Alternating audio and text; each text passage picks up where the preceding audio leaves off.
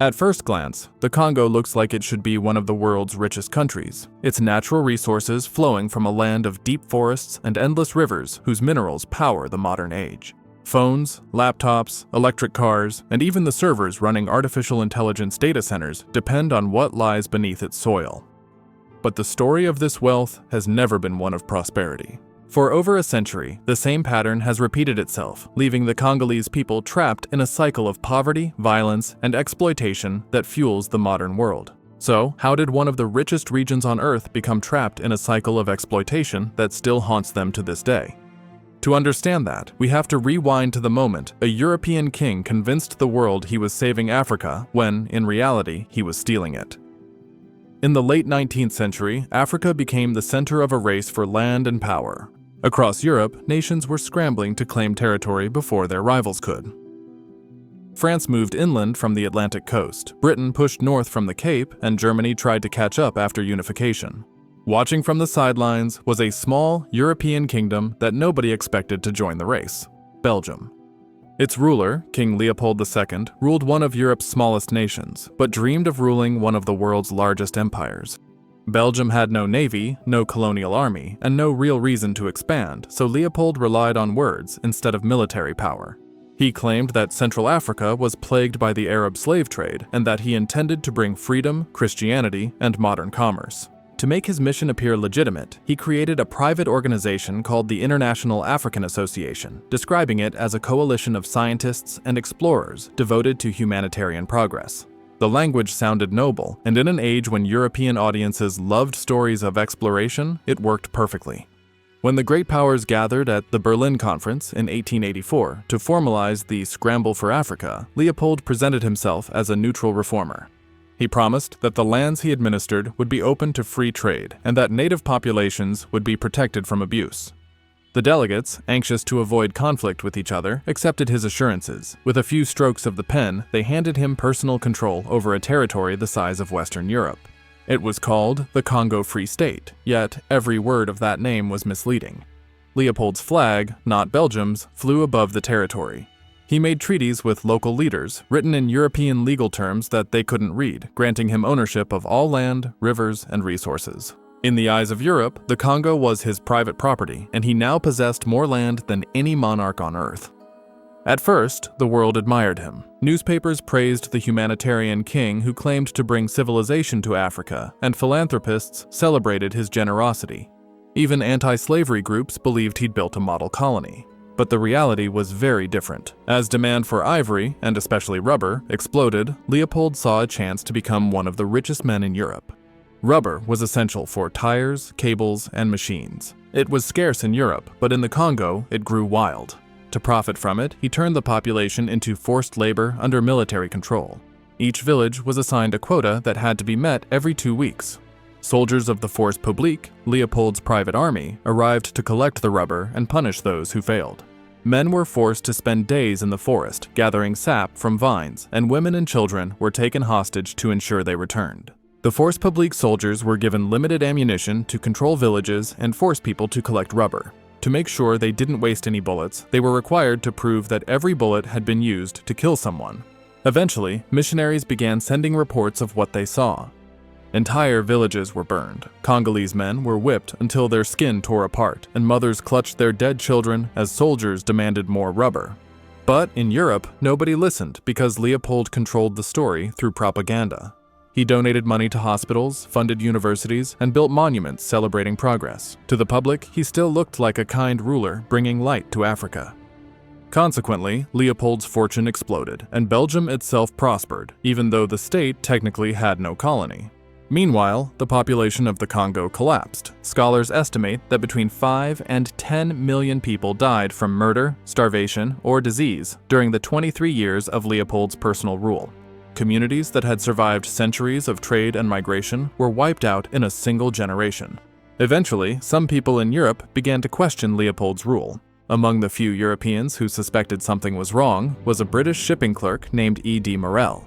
While working for a company that handled cargo between Belgium and the Congo, he noticed a pattern that made no sense. The ships leaving Antwerp were loaded with rifles, chains, and ammunition, and when they returned, they carried only ivory and rubber. no goods that would suggest normal trade. Morel realized that what was happening in the Congo was not commerce, but extraction enforced by violence. He began writing articles exposing the system. Missionaries and travelers who had seen the atrocities joined him, sending testimonies and photographs that shocked the world. The evidence spread through newspapers, speeches, and public meetings until the illusion of Leopold's humanitarian colony began to collapse. By the first decade of the 20th century, the king who had claimed to civilize Africa was facing global condemnation. And yet, as history would soon show, removing Leopold did not end the suffering of the Congo. It only changed who controlled it. In time, E.D. Morel and the African-American activist George Washington Williams turned the Congo into an international cause with the help of British and Protestant missionaries who exposed images of the atrocities. By 1908, under immense pressure from foreign governments and his own parliament, Leopold was forced to hand control of the Congo to the Belgian state. When Belgium officially annexed the territory, it promised reform. Officials claimed they would replace brutality with development, introducing education, healthcare, and infrastructure. But the colony still remained an economy built for export. Belgian companies took control of the mines, railways, and plantations, while Congolese laborers continued to work under strict oversight for minimal pay. In Europe, the new administration was presented as a success story. The Congo was now called a model colony, a phrase that echoed the same self-congratulation that had once surrounded Leopold's rule. Belgian schoolchildren learned about the nation's civilizing mission, while the colony's natural wealth was shipped across the ocean to feed Europe's industries. The Belgian government ruled the Congo with rigid racial hierarchies. Europeans occupied positions of power, while Congolese citizens were barred from political office and denied higher education. The Catholic Church ran most schools, focusing on obedience rather than independence. By the mid-20th century, as other colonies around the world demanded freedom, the Congo was still treated as a dependency, incapable of self-rule. In 1960, after a wave of protests and pressure from African independence movements, Belgium abruptly granted the Congo its freedom. The transition was chaotic. The country had only a handful of university graduates and almost no experienced administrators. Within months of independence, the new state already began to fracture. Among its early leaders was Patrice Lumumba, a charismatic nationalist who had fought for independence and believed the Congo's future depended on controlling its own resources. His speeches inspired millions, but terrified the former colonial powers. Western governments, already entrenched in the Cold War, saw the new Congo not as a nation to be supported, but as a battleground for influence. When Lumumba sought aid from the Soviet Union after being rejected by the West, he was branded a communist threat. Within a year of independence, Lumumba was overthrown and executed with the support of foreign intelligence services. His death marked the end of the Congo's brief moment of self-determination. By 1965, power fell into the hands of military leader Joseph Mobutu, later known as Mobutu Sese Seko, who ruled for more than 3 decades with Western backing. He renamed the country Zaire and presented himself as a symbol of African unity, but his government was built on the same foundation as Leopold's: extraction and control. Foreign corporations continued to mine the Congo's copper, diamonds, and uranium, while Mobutu and his allies accumulated vast personal fortunes. The wealth of the nation flowed outward, just as it had under colonial rule. Meanwhile, ordinary Congolese citizens faced poverty, censorship, and state violence. What had begun as a private empire under Leopold had evolved into a corporate state under Belgian rule, and then into a dictatorship supported by Cold War interests. Mobutu was finally overthrown in May 1997 after more than 32 years in power. The aftermath of the Rwandan genocide had flooded eastern Congo with armed groups, and a rebellion led by Laurent Désiré Kabila that swept across the country. Mobutu's army, weakened and unpaid, offered little resistance.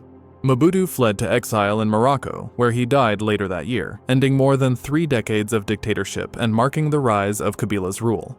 Renamed the Democratic Republic of the Congo, the country was independent on paper, but its resources were still taken by others. In the years that followed, the forests once stripped for rubber became open-pit mines for cobalt, copper, and coltan, minerals essential for building smartphones, electric vehicles, and lithium-ion batteries. The conditions in many modern mines are disturbingly familiar. Artisanal miners, including children, work in narrow shafts with little safety equipment. They sell what they find to middlemen who supply multinational corporations. The profits move up the chain, while Congolese workers earn almost nothing. Governments talk about reform, and companies promise fair sourcing, but nothing changes. The demand for cheap materials never stops. In a single generation, the materials that fueled Europe's industrial revolution have been replaced by the materials fueling the digital one. If we trace the arc of this story, from the Berlin Conference to the digital age, we find that the Congo has always been central to the world's progress, yet excluded from its rewards. The story of the Congo is not a distant one. It lives in the objects we hold, the networks we use, and the energy that powers them. The world calls this the age of connection, but for the people of the Congo, that connection has always meant the same thing: extraction, dependency, and silence. Until the world learns to see the cost behind its own convenience, the fate of the Congo will remain what it has always been: a warning written in blood, disguised as progress.